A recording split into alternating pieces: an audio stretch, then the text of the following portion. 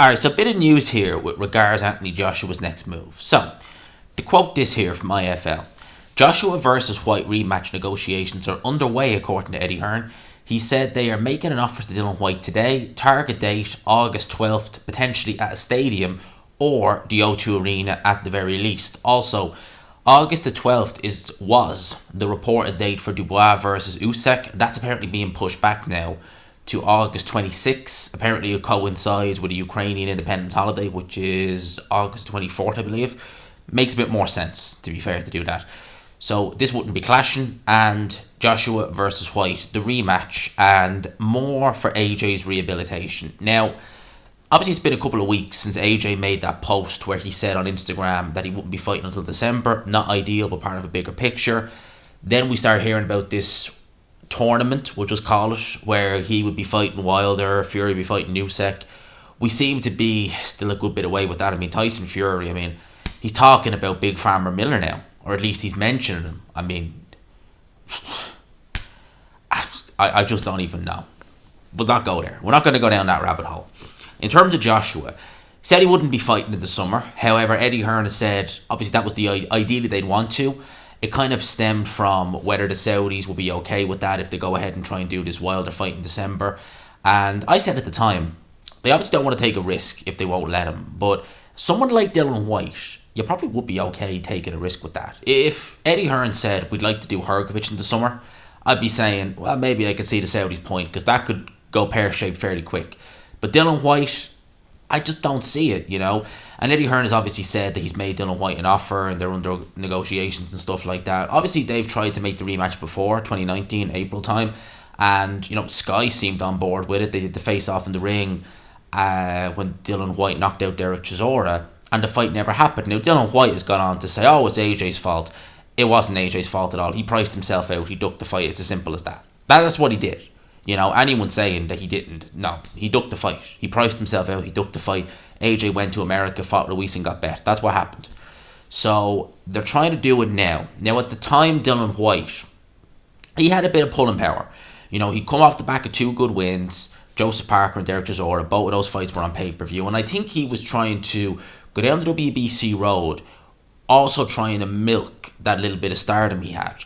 Whereas now, he's obviously been knocked out by Povetkin, he's been knocked out by Tyson Fury, he looked horrendous last time out against Jermaine Franklin, someone who AJ fought. Yeah, AJ had a little bit of bother in the fight, but nothing to the level of Dillian Whyte. He was never hurt like Dillian Whyte was. There was no doubt that AJ won the fight, whereas with Dillian Whyte, you could make an argue that Jermaine Franklin nicked it. So, in terms of a common opponent, then again, styles make fights, but Jermaine Franklin's not a world beater, nothing close. So, you could make the argument that Dillian Whyte now is just, and I would forward that, by the way, where Dillian Whyte is just done. And I think he is. I think Dillian Whyte's there for the taking, and I think for AJ to rehabilitate himself, having a fight like this against someone who he has a bit of needle with, against someone who he has a bit of beef with, against someone who is nowhere near as tough as he was when they met back in 2015, this could be the type of fight Joshua needs to look devastating against and to build his confidence, because I think that's what he needs more so than anything else. He can talk whatever he wants and say, well, I'm a boxer, etc., etc. Joshua needs to go in there and look like the Iron Man. He needs to go in there and just blow someone out of the water who was a perceived threat. Now, me and many others listening wouldn't view Dillian Whyte necessarily as a perceived threat. Yes, he's very dangerous with the left hook. Joshua found that out in their fight. But for the most part, certainly now at this point in his career, the way his punch resistance has just gone to the dogs, you would say he's dangerous, yes, with the left hook, but not as dangerous as he was a couple of years ago. So you'd say Joshua can go in there. If he doesn't make silly mistakes like he did in the first fight, he should be able to win this fight fairly comfortably. And again, I think that's what he needs more so than anything else. Yeah, the 12 rounds were nice and all that jazz, but he needs to go in there and look devastating. I think that really will give him the bit between his teeth to say, hang on a minute, I can box, but I'm also a killer. I think that's what he needs. And again, Dillian Whyte, he'll do that, in my opinion. I can't see this fight being very competitive.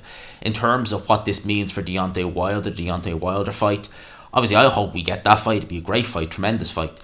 I would imagine that Team Wilder would want to have a fight himself if Joshua was having an interim fight, because that would mean that Joshua was only out of the ring for a couple of months before December. Wilder would have been out of the ring for 14 months. So I'd imagine I would expect probably word on Wilder. It wouldn't be anyone amazing, I'd imagine, for the summer, but I wouldn't be surprised if Wilder starts talking about having a fight against whoever. So, Dillian Whyte versus Joshua. Again, with Dillian Whyte, you need to be wary of the fact that negotiations for this rematch happened a couple of years ago. Yes, there was more on the line and both guys' flame was burning a bit brighter, but nevertheless, he did still price himself out in the past. Who's to say he won't do it again? I don't think he can. I don't think he's in a position to do it again now because, his star has diminished to such a great extent that, he really is the B-side. If he fought Dubois, he'd be the B-side in my opinion. If he fought Jared Anderson, probably be the B-side. So Dillian Whyte, this is the biggest payday he's probably going to get. More than likely, I'd imagine anyway. So I would imagine he's going to take this with both hands.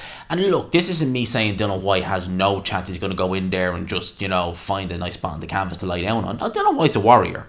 And he'll try, and he'll give it his all. But at this point in his career, with the punch resistance being as shaky as it is, and I think he's slowed down a bit. I definitely saw signs of deterioration in that Jermaine Franklin fight in terms of physically, not just punch resistance, I mean in every aspect of the game. So I think Dillian Whyte slowed down enough as well. And both guys, you could argue, are on the slide. But I think Dillian Whyte, if both guys are on the slide, Dillian Whyte's further down that hill.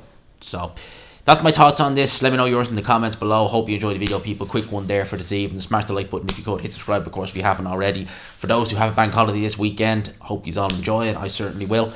I'll leave you there, people. Peace.